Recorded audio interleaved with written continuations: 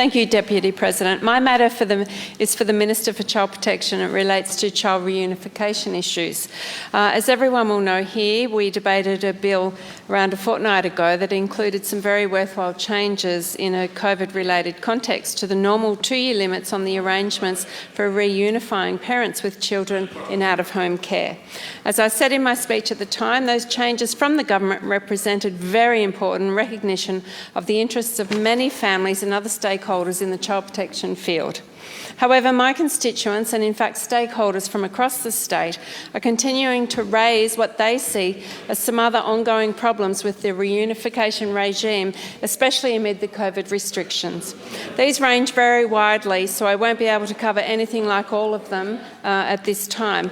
However, I'll try to raise some of the higher profile ones with the hope I may be able to talk more directly to the government soon about these and the other issues also. Firstly, and particularly with more COVID restrictions now being eased, there is the matter of how quickly the government intends to allow the return of direct in-person contact between parents and children in out-of-home care. There is also much interest in whether there might be any changes afoot for those parents who are unable during the COVID period so far to access services like drug and alcohol counselling.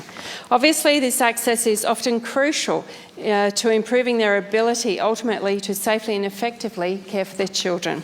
A substantial number of former staff in the child protection area inside DHHS have also been reportedly transferred away this year to work on the broader COVID response.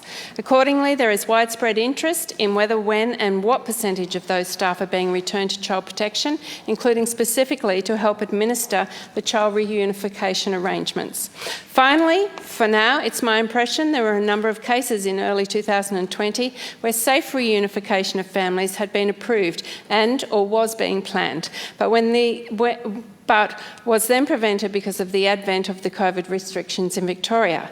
It would therefore be valuable to know if any or all of the families in those particular cases have since been reunited or alternatively will be in the near future. In closing, President, let me therefore specifically the action I seek is clarification of whether the government will be making any changes in the foreseeable future in any or all of these child reunification policy areas.